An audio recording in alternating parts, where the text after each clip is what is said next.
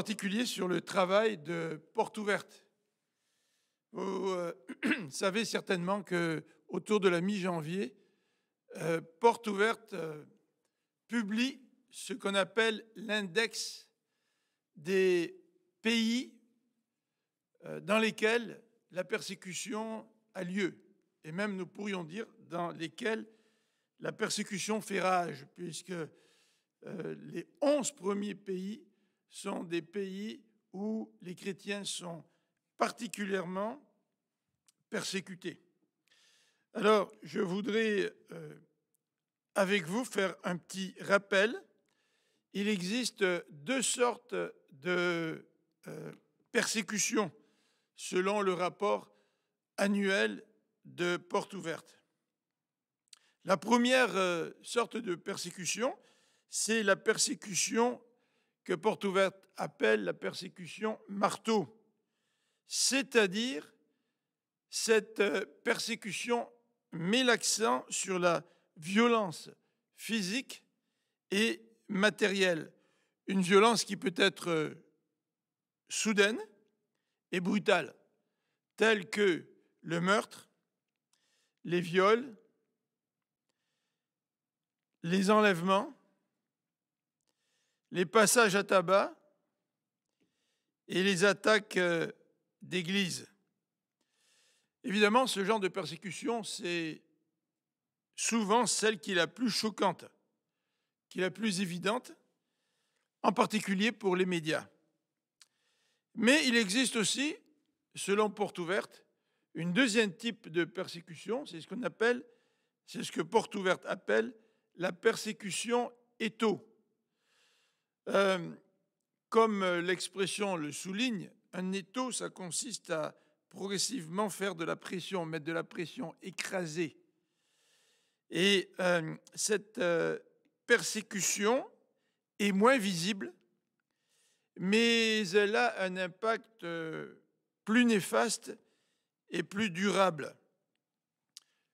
Il s'agit d'une discrimination qui se caractérise par le rejet, l'oppression discrète, par le déni des droits, par l'exclusion. Alors, lorsque les chrétiens la subissent au quotidien, eh bien, cela rend leur vie extrêmement difficile. En particulier, la prédication étau touche la vie privée, c'est-à-dire que les chrétiens n'ont plus la liberté de penser, la liberté de conscience, ou les gens n'ont plus la liberté de changer de religion. La persécution étau touche aussi la vie familiale. Comment vivre sa foi chrétienne au sein d'une famille qui pratique une autre religion? Ça, c'est extrêmement difficile. La persécution étau affecte aussi la vie sociale des chrétiens. Comment la société dans laquelle les chrétiens vivent réagit-elle face à un chrétien? Est-ce que cette société pose des gestes de discrimination à l'emploi, à l'éducation, aux soins, etc. Vous savez que même dans certains pays, la société met une pression sur la manière dont les gens doivent s'habiller. La persécution étau touche aussi la vie civile, c'est-à-dire que les chrétiens ne sont pas toujours protégés par les lois en vigueur dans les pays où ils se trouvent. Et évidemment, la persécution étau se manifeste aussi dans la vie ecclésiale, dans la vie des chrétiens au sein de leur Église. Ont-ils la liberté de se réunir?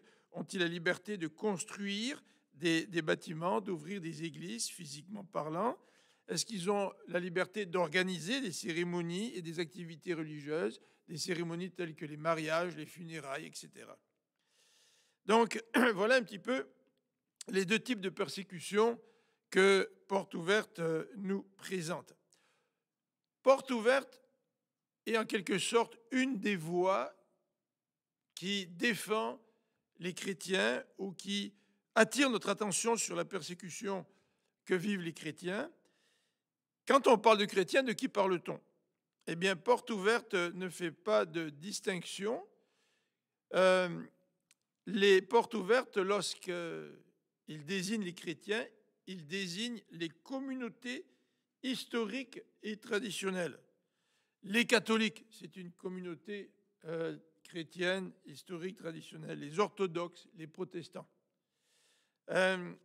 Lorsqu'on parle de persécution, on ne parle pas simplement de persécution du chrétien évangélique, hein. On parle de tous les gens qui portent le nom de chrétien, qu'ils soient évangéliques ou pas, qu'ils soient passés par la nouvelle naissance ou pas. C'est le terme dans son sens le plus large. Les communautés aussi non traditionnelles font partie de ces chrétiens que veut défendre Porte ouverte. Alors il s'agit évidemment des baptistes, des évangéliques, des pentecôtistes, etc. Il s'agit aussi des chrétiens expatriés. Vous savez que beaucoup de chrétiens fuient la persécution, fuient les pays dans lesquels ils habitent pour pouvoir retrouver une liberté. Donc ces chrétiens expatriés font partie aussi du ministère de Porte ouverte. La situation des chrétiens expatriés n'est pas toujours la même que ceux qui vivent dans leur propre pays, même s'ils sont expatriés.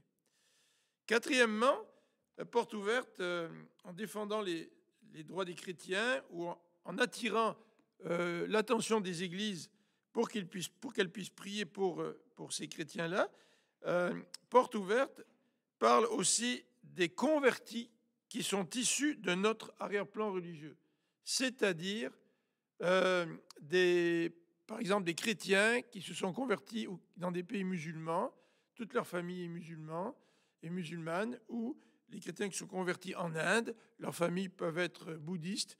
Donc, Porte ouverte, lorsqu'il parle de chrétiens, désigne ces chrétiens que nous venons d'énumérer. Les communautés historiques et traditionnelles, les communautés non traditionnelles, les chrétiens expatriés et les convertis issus de notre arrière-plan religieux. Porte ouverte veut faire un appel aux autorités et en particulier aux 172 États qui ont signé le pacte international relatif aux droits civils et politiques. Et il veut mettre l'accent sur le droit des chrétiens à la conversion, le droit des chrétiens au partage de leur foi, le droit des chrétiens de se rassembler pour un culte. Et la persécution des chrétiens atteint bien souvent ces droits que les chrétiens devraient pouvoir jouir. Les institutions politiques, en particulier pour Porte ouverte, qui a un bureau en France, les institutions politiques françaises et européennes peuvent faire une différence.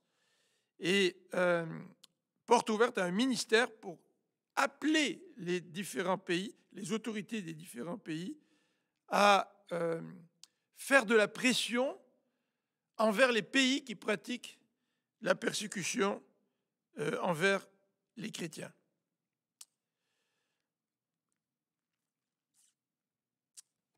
L'impact de Porte ouverte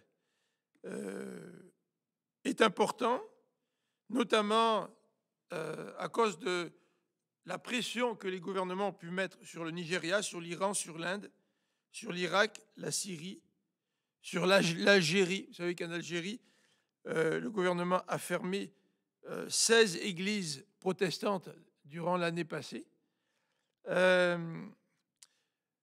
Dans le pays du Nigeria, vous avez entendu certainement parler de la libération des filles de Chibok, de Léa Saribu et des autres chrétiens pris en otage.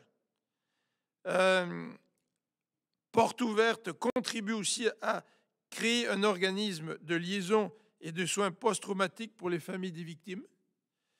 Donc Porte ouverte exerce un ministère donc pour prendre soin de ces chrétiens qui sont persécutés, mais essaye aussi de sensibiliser les pays occidentaux pour qu'ils fassent aussi pression envers ces pays-là. Alors chaque année, Porte Ouverte publie ce qu'on appelle l'index mondial de persécution. Et cet index a été publié le 19 janvier, donc c'est tout à fait récent. Et pour la première fois depuis pratiquement 20 ans, c'est l'Afghanistan qui arrive premier dans cette liste des pays qui persécutent les chrétiens. Donc l'Afghanistan, numéro 1. Auparavant, c'était la Corée qui était en tête pendant 20 ans. Donc la persécution d'Afghanistan, selon l'index mondial des persécutions, est beaucoup plus forte en Afghanistan qu'en Corée, puisqu'ils ont la première place. Je dis beaucoup plus, j'exagère peut-être, mais c'est un peu plus fort puisqu'ils obtiennent la première place. Mais on sait très bien qu'en Corée du Nord, la pression est énorme. Après la Corée du Nord, c'est la Somalie, qui est suivie de la Libye, du Yémen, de l'Érythrée, du Nigeria, du Pakistan, de l'Iran, de l'Inde et de l'Arabie saoudite. Donc voici les 11 pays qui sont en tête de ce classement. Alors je vais vous montrer d'autres petits tableaux, mais auparavant, j'aimerais indiquer que les couleurs indiquent la gravité de la persécution. Le rouge, les pays que vous voyez en rouge, sont les 11 premiers pays dans lesquels la persécution est la plus grave. Ils ont un classement.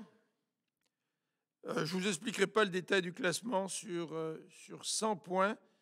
Par exemple, l'Afghanistan obtient 98 sur 100. C'est-à-dire que donc, l'Afghanistan est en tête.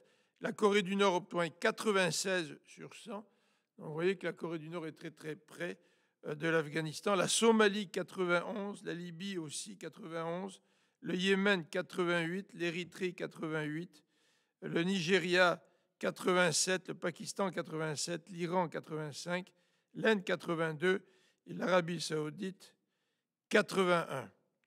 Donc ceux qui sont en rouge sont les pays qui obtiennent un classement au-delà de 80. Ensuite, vous avez les pays qui sont de couleur un peu brun, orangé, je ne sais pas trop comment définir cette couleur-là. Vous voyez une bonne partie de l'Afrique du Nord qui est de cette couleur-là. Et ces pays se situent en dessous de 80, comme par exemple à la 12e place le Myanmar, 79 points, le Soudan, 79 points, l'Irak, 78, la Syrie, 78, les Maldives, 77, la Chine, 76, le Qatar, 74, le Vietnam, 71, et ainsi de suite. Dans le tableau que vous voyez à l'écran, vous voyez donc les 11 premiers pays qui sont les plus persécutés, suivis donc par la couleur jaune-brune qui se situe donc dans ce deuxième groupe de classement. Vous voyez à droite une petite légende. Le rouge indique la persécution extrême entre 80 et 100 points. La deuxième couleur, la persécution très forte entre 61 et 80 points. Et la persécution forte entre 41 et 60 points. Donc, plus nous descendons, plus la persécution diminue, mais elle reste quand même forte. Il ne faut pas penser que si on est dans le troisième groupe, c'est-à-dire ceux qui se situent entre 41 et 60 points, il ne faut pas penser que ce n'est pas si mal que ça. C'est déjà des pays où il y a la persécution. Alors, le tableau ici représente la manière dont Porte Ouverte classifie chacun des pays, mais ce que vous pouvez remarquer complètement à droite, vous avez des flèches. Et les flèches qui montent vers le haut, en diagonale, c'est les flèches qui indiquent que le pays en question, comme l'Afghanistan, il a grimpé, c'est-à-dire dans la liste, c'est-à-dire que la persécution s'est accrue. Lorsque la flèche elle est vers le haut et en rouge, ça veut dire que la persécution elle a été quand même, l'augmentation de la persécution a été très forte, plus de 5 points. C'est le cas de l'Indonésie. L'Indonésie a grimpé. Où est-ce qu'elle est l'Indonésie? Non, c'est pas l'Indonésie. Non, je suis dans l'autre tableau. Oui, voilà, c'est le cas du Myanmar, en 12e place. La persécution a augmenté de plus de 5 points. Et c'est le cas aussi ici du Qatar. Ce que nous pouvons remarquer aussi, c'est que si la ligne est verticale, avec 2 flèches, la persécution est similaire. Si la flèche descend, c'est qu'il y a une baisse dans la persécution, entre 1 et 4 points. Et si la descente est représentée par la flèche rouge, c'est une grosse diminution. Alors, je vais accélérer un petit peu pour laisser la place à Eduardo. Ici, donc, vous avez la dernière partie de ces tableaux. À partir du pays 56, l'Azerbaïdjan, la persécution donc, se situe entre 41 et 60 points. Alors, qu'est-ce qu'on retrouve? On retrouve comme pays connus, par exemple, le Tchad, la Fédération de Russie, le Burundi, l'Angola, le Rwanda, l'Honduras, le Salvador, le Togo, et en 76e place, Israël. Donc en Israël aussi, il y a des persécutions des chrétiens. Alors très rapidement, quelques chiffres. Le nombre de chrétiens tués en 2020, 4761, et le pays qui remporte malheureusement la palme, c'est le Nigeria. 3530 chrétiens qui ont été tués. Et il y a une augmentation par rapport ça c'était en 2020. Il y a une augmentation en 2021. Regardez en 2021. Oups. Est-ce que ça marche? Voilà. Nombre de chrétiens tués en 2021, 5898. Il y a une augmentation de plus de 20% par rapport. Bon, notre PowerPoint, il est trop sensible. Par rapport en 2020, 4761. Nigeria, 3530 en 2020. Congo, 460. Pakistan, 307. Mozambique, 100 chrétiens tués en 2020. En 2021, le Pakistan augmente, 620. C'est énorme quand même au Pakistan. Et le Burkina Faso et le Congo et le Mozambique qui arrivent en 3e position avec 100 chrétiens tués. Le nombre d'églises ciblées, c'est-à-dire des bâtiments qui ont été fermés ou détruits, 3068 en Chine en 2020. Et le total pour 2020, c'est 4488 bâtiments qui ont été ciblés. En 2021, 5110, il y a une augmentation d'églises ciblées. Alors 5110, toujours avec la Chine en tête, avec 3000 églises de ciblées. Le Pakistan, le Bangladesh, le Nigeria arrivent en 2e, 3e et 4e position. Donc vous avez une augmentation pratiquement de quoi? De 20% encore d'églises qui ont été... Bon, là on a un problème avec le PowerPoint. 2020, 4480 églises ciblées et 5000 églises en 2020, une augmentation d'environ 20%. Nombre de chrétiens détenus, c'est-à-dire emprisonnés, 6175 en 2021, avec, en comparaison, est-ce que ça va marcher? Non. On dirait qu'il saute une diapositive. En 2020, 4277 chrétiens emprisonnés. En Érythrée, il y en avait 1030 en 2020. Et en Chine, il y en avait 1010. Au Pakistan, 162. En Iran, 154. Au Bangladesh, 144. Et en 2021, donc l'Inde, 1315. La Chine, à peu près pareil, 1100. Le Pakistan, 1050, ça a augmenté. L'Érythrée a baissé. Et le Bangladesh. Alors voilà un petit peu la situation générale de la persécution des chrétiens selon le rapport de Porte Ouverte. Mercredi, on va en parler davantage, on va donner d'autres informations mercredi soir durant notre rencontre de prière, mais je voudrais terminer par la prière. Seigneur notre Dieu, nous voulons nous rappeler ce matin que bien des frères et des sœurs sont persécutés. Des gens sont mis à mort, des gens sont emprisonnés, des églises sont fermées, des églises sont détruites. Nous voulons te prier en particulier pour les 2 pays qui remportent la palme dans ce triste domaine, l'Afghanistan et la Corée du Nord. Seigneur, nous te prions pour que tu puisses soutenir ton Église, pour que tu puisses donner du courage à tes enfants, afin qu'ils puissent continuer à témoigner malgré la situation difficile dans laquelle ils vivent. Amen.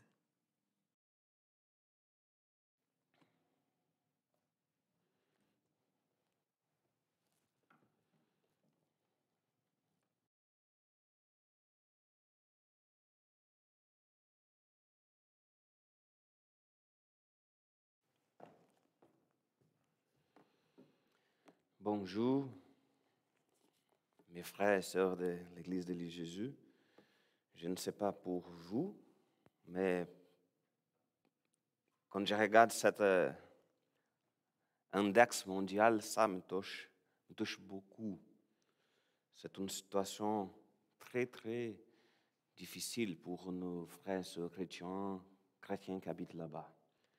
Mais souvent, quand nous pensons, quand nous écoutons, nous entendons parler de l'Église persécutée, c'est quelque chose qu'on pense, on écoute et on pense, c'est quelque chose de rare, car probablement parce que c'est loin de notre réalité.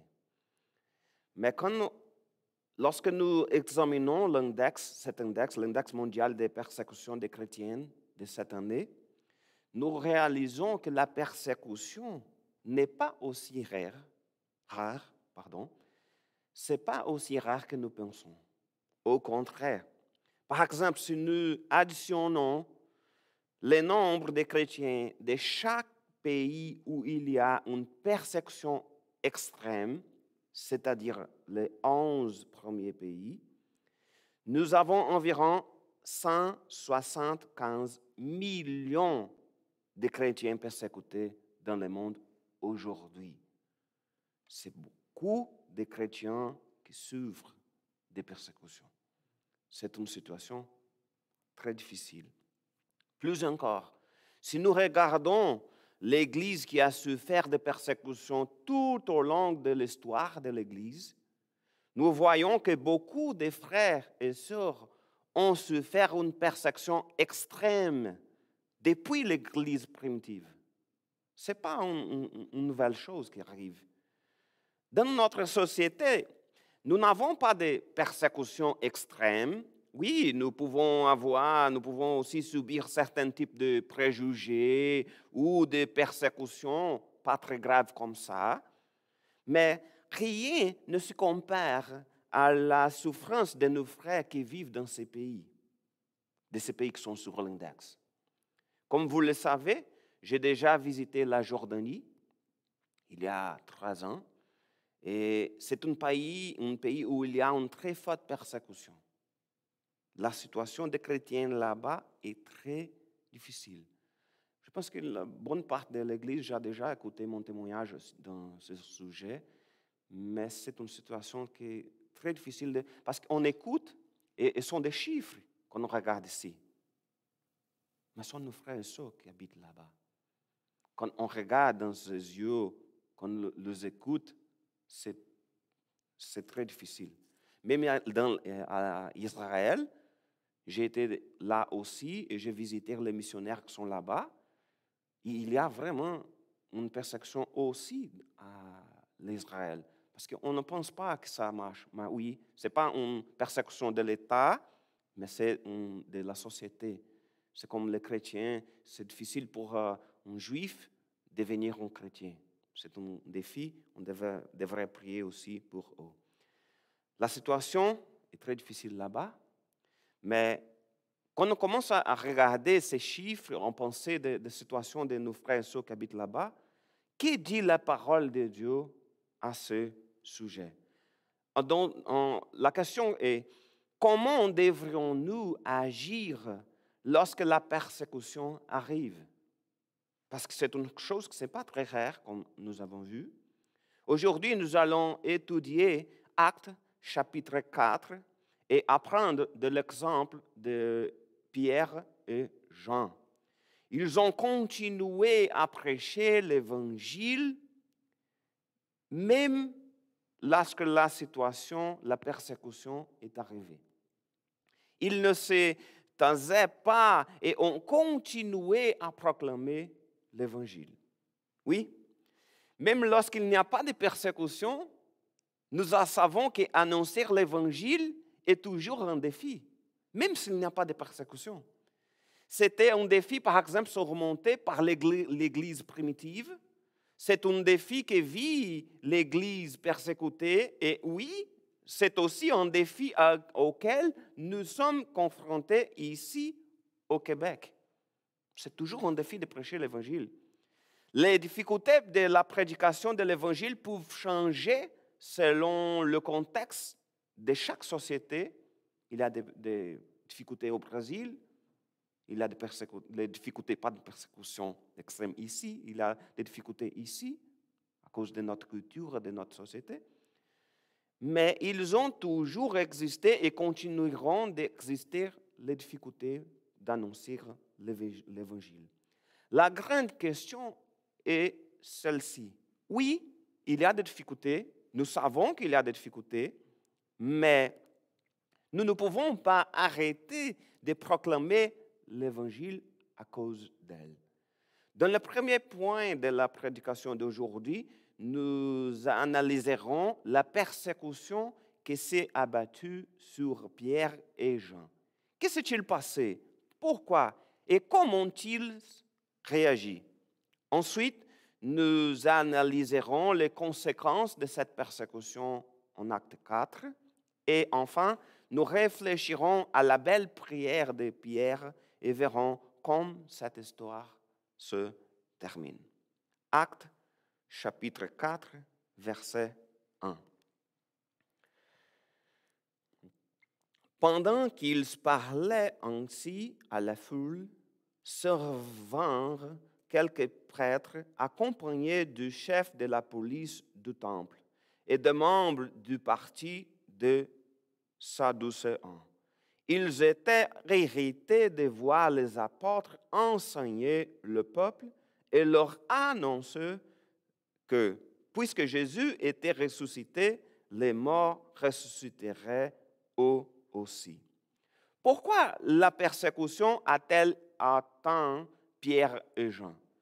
Quand nous lisons ce chapitre, le chapitre 4, nous nous rendons compte que l'histoire ne commence pas là, ne commence pas au début du chapitre 4, mais qu'elle se déroulait déjà. Le chapitre commence avec l'arrivée de grands chefs religieux, quelques prêtres, le chef de la police du temple, qui était le personnage le plus important après le grand prêtre. Donc, c'est les grands chefs religieux, et des membres du parti de Sadducéens qui ne croyaient pas à la résurrection des morts.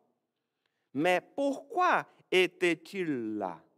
Dans le chapitre précédent, le chapitre 3, Pierre avait guéri un homme paralysé depuis sa naissance qui était à l'entrée du temple, près de la porte appelée la Belle Porte, pour demander l'aumône à ceux qui se rendaient au sanctuaire. Quand il a été guéri, et ce passage, c'est la fameuse, le texte très connu, qui nous n'avons pas d'argent, mais ce que nous avons, c'est, comment c'est pas en français? Pour lève-toi. Ce texte est très bien connu du chapitre 3. Mais quand il était guéri, les gens furent remplis de stupeur et de crainte. Alors Pierre a profité de l'occasion pour prêcher l'évangile à la foule. Alors, c'est dans ce contexte que le chapitre 4 commence. C'est le final de la prédication de Pierre. Pierre parlait encore à la foule quand ils sont arrivés. Ils étaient irrités de voir les apôtres enseigner le peuple et leur annoncer que, puisque Jésus était ressuscité, les morts ressusciteraient eux aussi. Et que s'est-il passé ensuite? Verset 3. Ils les arrêtèrent donc, et comme il se faisait déjà tard, ils le jetèrent en prison jusqu'au lendemain. Cependant, parmi ceux qui avaient entendu leurs paroles, beaucoup crurent, ce qui porta le nombre de croyants à près de 5000 hommes. Le lendemain, les chefs des Juifs, les responsables du peuple et les spécialistes de la loi se réunirent à Jérusalem. Il y avait là en particulier Anne, le grand prêtre, Caïphe, Jean-Alexandre et tous les membres de la famille du grand prêtre. Ils firent comparaître Pierre et Jean, les placèrent au milieu de leur assemblée et le interrogèrent. Par quel pouvoir ou au nom de qui avez-vous fait cela? Ils ont été jetés en prison. Ils dormaient en prison. Le lendemain, les autres autorités juives les ont interrogés. J'imagine que ce n'est pas facile d'être arrêté. J'espère que ça ne se passe pas avec aucune de nos frères, personnes à l'église, mais j'imagine que ce n'est pas facile d'être arrêté. Je crois aussi que ce n'est pas agréable d'être interrogé. C'est aussi difficile probablement. Ce qui leur est arrivé arrive aussi aux chrétiens aujourd'hui qui sont de ces pays dans la liste, de l'index. Ce n'est pas une chose qui arrive seulement dans l'Église primitive, mais ça se passe aussi aujourd'hui dans beaucoup de pays. Il est difficile de s'imaginer dans une telle situation. Je ne sais pas vous, mais je pense toujours, comment réagirions-nous aujourd'hui dans une situation comme celle, situation qui est devenue avec Pierre et Jean? Je ne sais pas. Mais je sais que seul le Seigneur peut nous donner la force d'affronter des moments comme celle-ci. Seul le Seigneur. Mais pour moi, l'une des choses les plus intéressantes de cette partie du texte est la question qu'ils ont posée. Parce que la question c'est, par quel pouvoir ou au nom de qui avez-vous fait cela? Ce n'est pas une demande normale d'être interrogé, mais ils ont demandé quel est le pouvoir, au nom de qui. Il me semble qu'ils ont aussi été curieux de savoir comment les disciples avaient guéri cet homme. Suite à cette question, Pierre a profité à nouveau l'occasion pour leur parler de Jésus-Christ. Oui, nous pouvons prêcher même à ceux qui nous persécutent. Verset 8. Alors Pierre, rempli de l'Esprit Saint, leur répondit, dirigeant et responsable de notre peuple. Nous sommes aujourd'hui interrogés sur le bien que nous avons fait à un infirme et sur la manière dont il a été guéri. Eh bien, sachez-le tous, et tout le peuple d'Israël le sache. C'est au nom de Jésus-Christ de Nazareth que nous avons agi. De ce Jésus que vous avez crucifié et que Dieu a ressuscité. C'est grâce à lui que cet homme se tient là, debout devant vous en bonne santé. Il est la pierre rejetée par le constructeur, par vous, et qui est devenue la pierre principale, la pierre d'angle. C'est en lui seul que se trouve le salut. Dans le monde entier, Dieu n'a jamais donné le nom d'aucun autre homme pour lequel nous devrions être sauvés. Pierre a pu prêcher parce qu'il était conduit par le Saint-Esprit. Oui, la question qui était posée, c'était très facile pour profiter de l'occasion pour prêcher.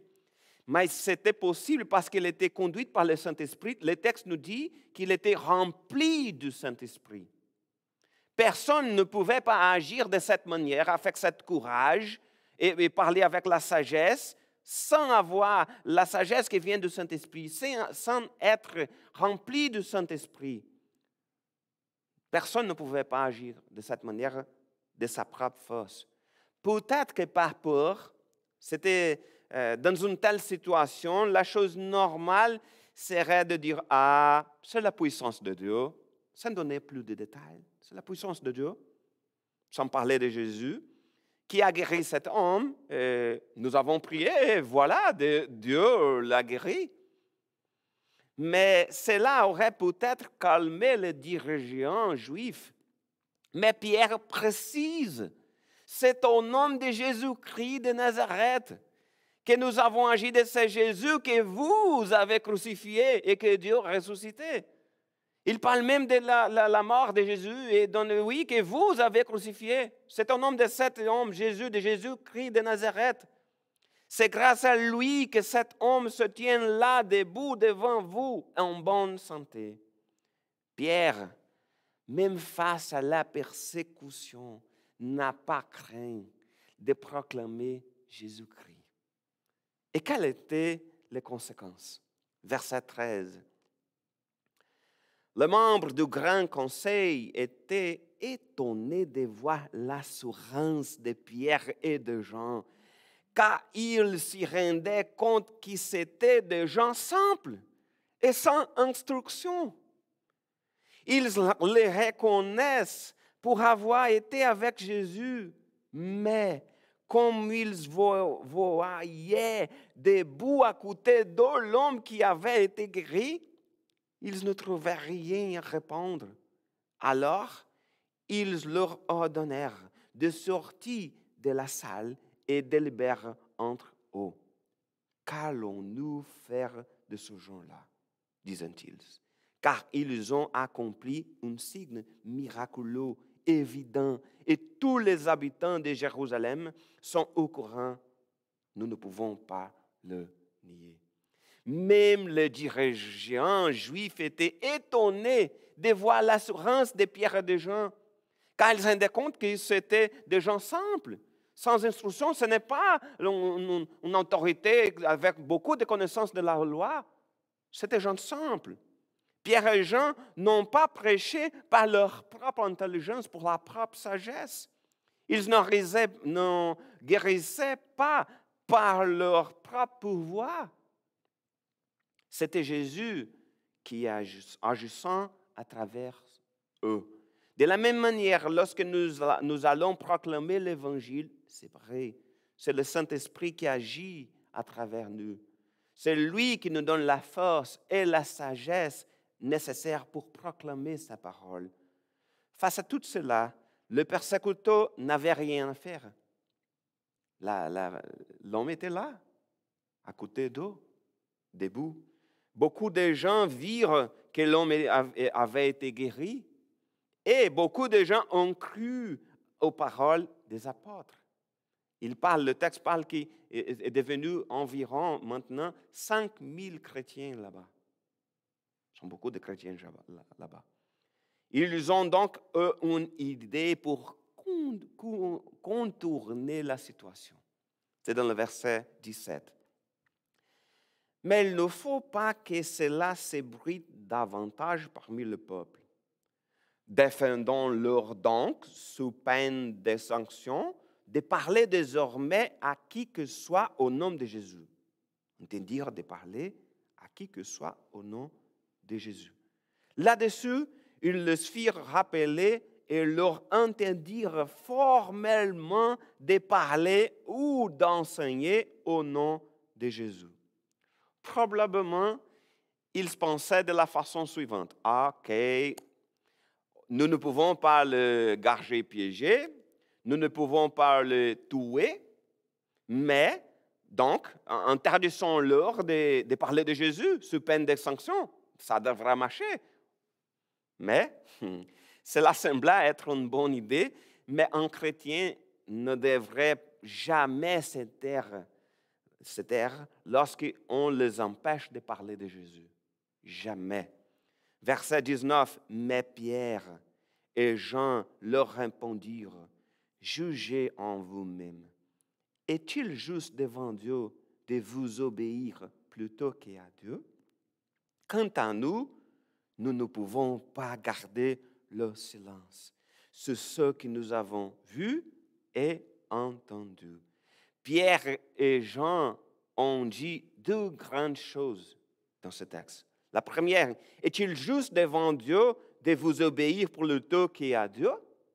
Jamais. Si à un moment donné, nous devons choisir entre obéir à Dieu ou obéir aux hommes, choisissons toujours d'obéir à Dieu. Toujours. Même si la situation nous met en danger. Toujours d'obéir à Dieu. La deuxième chose, c'était, nous ne pouvons pas garder le silence sur ce que nous avons vu et entendu. Nous ne pouvons pas garder le silence sur tout ce que nous savons du Seigneur. Jamais. Nous savons que Jésus a vaincu la mort. Nous savons qu'il est mort pour pardonner nos péchés. Nous savons qu'il est le chemin, la vérité et la vie. Nous savons que nous sommes sauvés par la grâce de Dieu. Nous savons que nous sommes ses enfants. Nous savons toujours de bonnes choses que nous ne pouvons pas garder le silence. Il y a beaucoup de gens autour de nous et tant d'autres dans le monde entier qui ont besoin d'attendre l'Évangile. Nous ne pouvons pas garder le silence. C'est comme nous dit la parole. Allez, faites de toutes les nations des disciples, les baptisant au nom du Père, du Fils et du Saint-Esprit. Alors, qu'est-il arrivé à Pierre et Jean? Ensuite, c'est le verset 21. Après leur avoir fait de nouvelles menaces, ils le relâchèrent. En effet, ils n'y avaient pas trouvé de moyen de le punir, parce que tout le peuple louait Dieu pour ce qui venait d'arriver. L'homme qui avait été miraculeusement guéri était âgé de plus de 40 ans. Sitôt libérés, Pierre et Jean s'y rendirent auprès de leurs amis et leur racontèrent tout ce que le chef des prêtres et les responsables du peuple leur avaient dit. Après les avoir écoutés, tous, unanimes, se mirent à prier Dieu, disant. Mais avant de lire la prière, je voudrais faire une observation ici. Après de nouvelles menaces, ils ont été relâchés, oui, c'est bon. Il est pertinent, cependant, de faire attention, se rendre compte qu'une fois libérés, l'une des premières choses qu'ils ont faites était de prier avec ses amis. Tout ensemble, unanimes, s'y mirent à prier Dieu. C'est une grande leçon pour nous.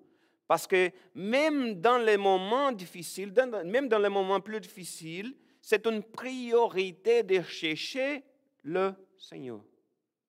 Nous ne pouvons pas dire, je suis très occupé, il n'y a pas de temps pour prier.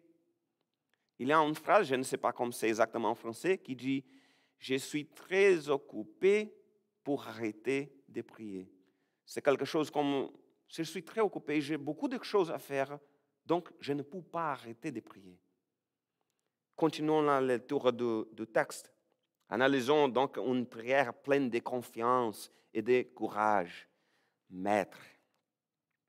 C'est toi qui as créé le ciel, la terre, la mer et tout ce qui s'y trouve. C'est toi qui as dit par l'Esprit Saint, qui s'est exprimé par la bouche de notre ancêtre David, ton serviteur. Pourquoi tant d'effervescence parmi les nations? Et pourquoi les peuples trament-ils ces complots inutiles? Les rois de la terre se sont soulevés et les chefs se sont ligués contre le Seigneur et son Messie.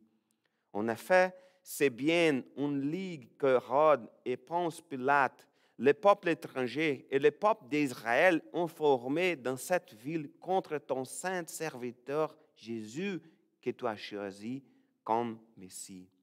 Ils ont fait qu'il accomplit tout ce que tu avais décidé d'avance dans ta puissance et ta volonté. Tout d'abord, nous notons ici quelle est la raison de la confiance. La prière met en évidence que Dieu est le Créateur. C'est toi qui as créé le ciel, la terre, la mer et tout ce qui s'y trouve. Après, au verset 25 et 26, il cite le psaume 2 pour parler de la persécution de Jésus, comme souligné au verset suivant, le verset 27.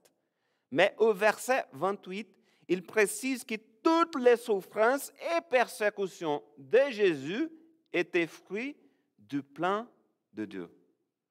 C'est-à-dire, Dieu est le créateur du ciel et de la terre. C'est-à-dire qu'il est le Dieu tout-puissant. De plus, tout-puissant, pardon. De plus, la souffrance peut même arriver au Messie afin d'accomplir ce que Dieu a décidé dans sa puissance et sa volonté.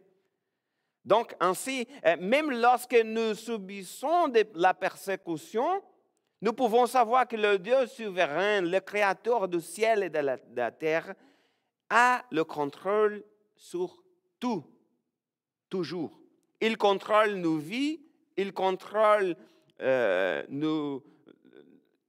société, il contrôle même le ciel, la tempête de neige qui arrive, il contrôle toutes les choses, le temps. Donc, nous pouvons en toute sécurité, comme les apôtres, faire confiance à son pouvoir et sa souveraineté. Alors, après avoir montré toute leur confiance dans le Seigneur, que demanderont-ils? Ou que demanderons-nous dans cette situation? Je pense que peut-être, je demanderai au Seigneur, arrête la persécution, s'il vous plaît, parce que c'est très difficile de vivre ainsi. C'est très difficile de vivre de cette manière. Arrête la persécution. C'est la demande probablement la plus naturelle. Mais ce n'est pas ce qu'ils ont demandé. Au contraire, ils ont fait une requête courageuse. Verset 29. Maintenant, Seigneur, vois comme ils nous menacent et donne à tes serviteurs, quoi? La force d'annoncer la parole avec une pleine assurance.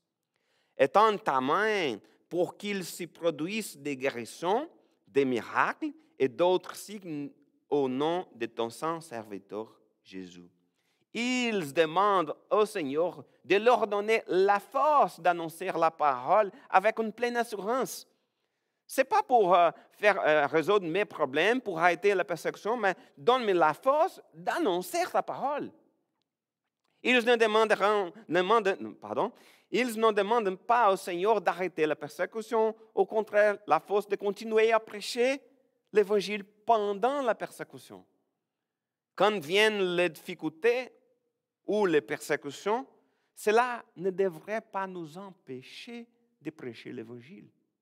Au contraire, prions pour que Dieu nous donne la force d'annoncer l'Évangile même dans les difficultés, dans les persécutions. Et qu'est-ce qui s'est passé après la prière?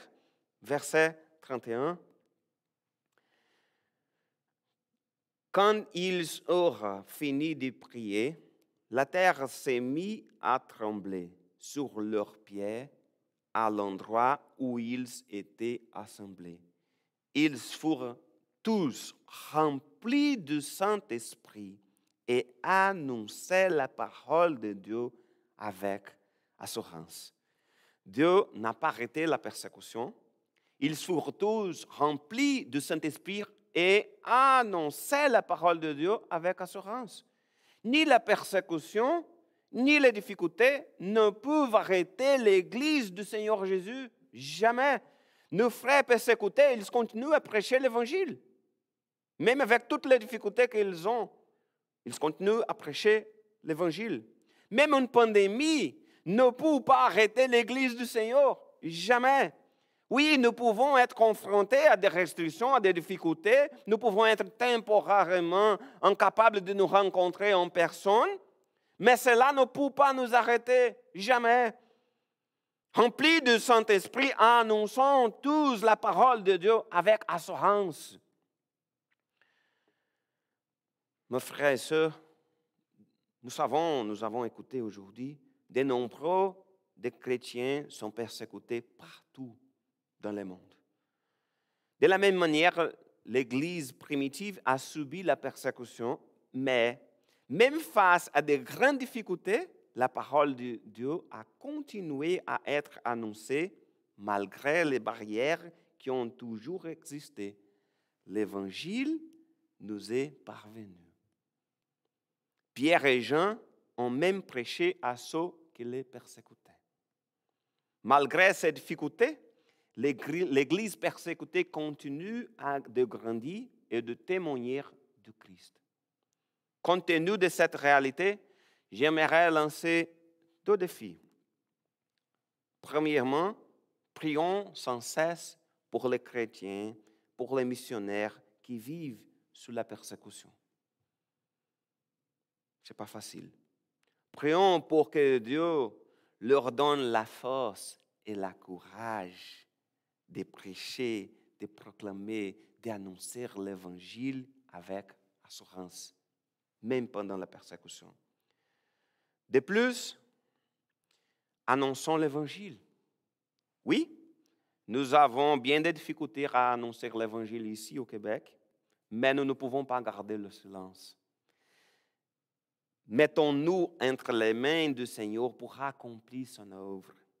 Seul Dieu pour nous donner la force, le courage et la sagesse d'annoncer Jésus au Québec. Alors, prions pour que le Seigneur nous donne la force et le courage d'annoncer l'Évangile. Peut-être nous sommes tentés à penser, je vais prier pour que Dieu puisse m'aider avec les difficultés que nous avons ici. Ou nous pouvons prier, Seigneur, donne-moi la force et le courage pour prêcher, pour annoncer ton Évangile, même devant toutes les difficultés que nous avons.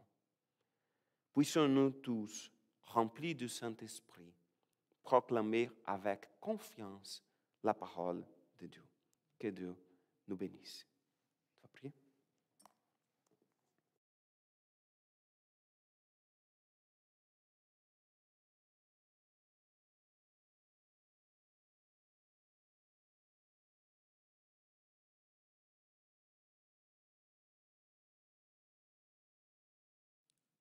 Merci beaucoup, Eduardo. J'ai regardé l'index, je crois que la Jordanie est en 39e position. Donc, elle fait partie des pays où la persécution est quand même présente entre 60 et 80%. Avant de terminer par la prière, je voudrais vous rappeler cet après-midi de 2h à 3h l'introduction à l'Apocalypse. Et ce sera une introduction donc assez générale, mais qui va mettre plus l'accent sur la manière dont nous devrions lire l'Apocalypse. De quelle manière lisons-nous l'Apocalypse? Pourquoi nous voulons lire l'Apocalypse? Nous allons essayer de répondre un petit peu à cette question cet après-midi. Prions ensemble.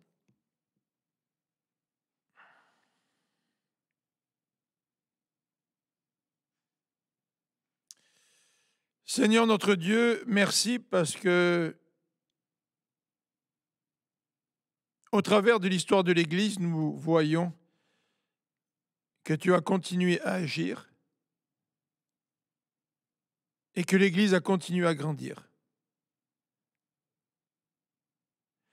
Dans l'histoire contemporaine, ce fut le cas en Chine, dont l'Église a connu une grande croissance, après que le pays ait renvoyé tous les missionnaires. L'Église ne s'est pas tue et l'Église a grandi.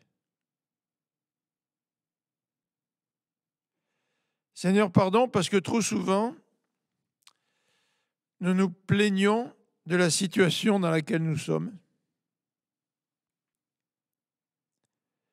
Pardon, parce que trop souvent, nous voudrions une solution à nos problèmes, bien plus que de voir l'Évangile se répandre. Pardon, Seigneur, parce que nous ne comprenons pas que c'est souvent au travers des épreuves, des difficultés, que l'Évangile se répand le plus. Pardon, parce que nous sommes trop centrés sur nous-mêmes et que nous te considérons trop comme une solution aux problèmes, à nos problèmes, à mes problèmes, plutôt que de nous intéresser à l'expansion du royaume de Dieu. Et comme Pasteur Eduardo vient de nous le dire, Seigneur,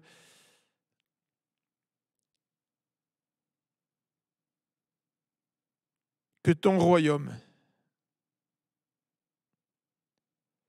puisse être l'objet de notre priorité dans notre vie. Cherchez d'abord le royaume des cieux. Et Seigneur, nous renversons cette parole et bien souvent nous cherchons d'abord une solution à nos problèmes. Et ensuite, nous pensons que peut-être nous pourrions nous intéresser au royaume de Dieu. Alors que toi, Jésus, tu dis, cherchez d'abord le royaume de Dieu. Comment pouvons-nous aujourd'hui chercher le royaume de Dieu dans cette période de pandémie? Sommes-nous intéressés à la propagation de l'Évangile, beaucoup plus qu'aux problèmes que la pandémie nous occasionne? Pardon, Seigneur, parce que nous nous plaignons. Nous nous plaignons des consignes et des restrictions. Et nous mettons l'accent là-dessus. Au lieu de mettre l'accent sur ton salut, la propagation de l'Évangile, l'expansion du royaume de Dieu. De quoi parlons-nous le plus souvent? De ton royaume? Ou des restrictions, des consignes, des quarantaines, de couvre-feu? Seigneur, pardonne-nous. Nous avons besoin de comprendre la leçon que nous avons vue dans ce texte pour pouvoir la mettre en pratique. C'est dans le nom de Jésus que nous te prions et que nous te demandons de faire de nous tes serviteurs, les serviteurs de ton royaume.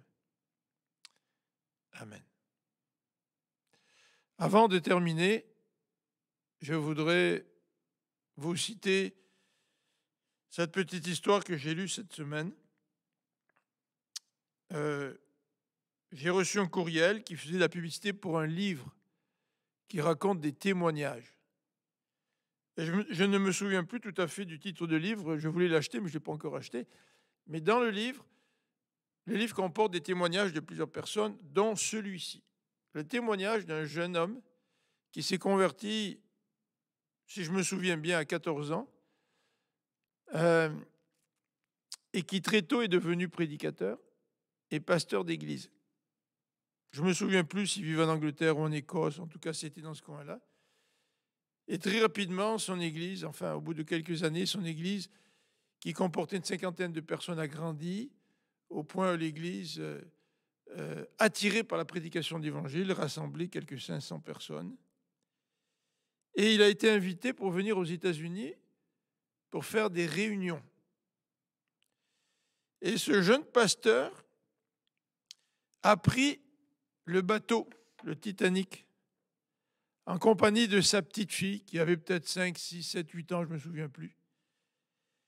Il avait perdu son épouse très rapidement. Donc il a pris le bateau avec sa petite fille.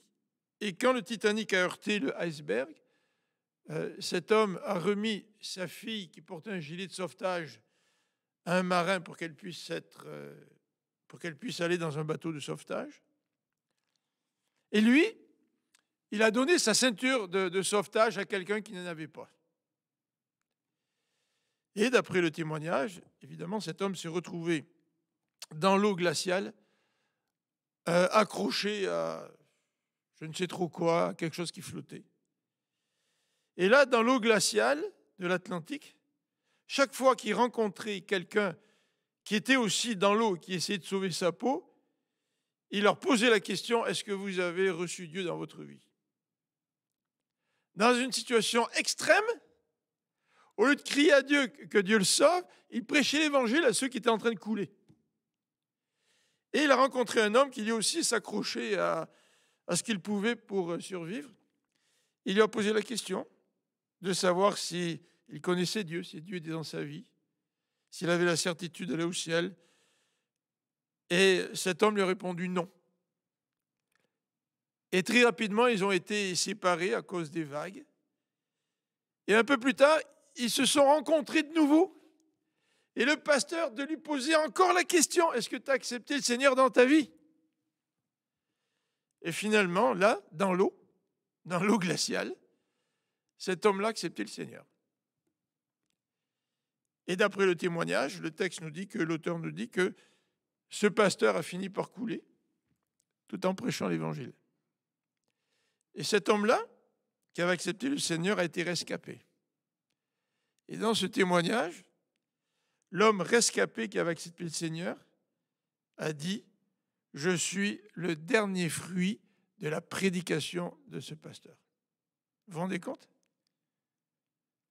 Dans la situation, il a prêché l'évangile jusqu'au bout. Bon dimanche.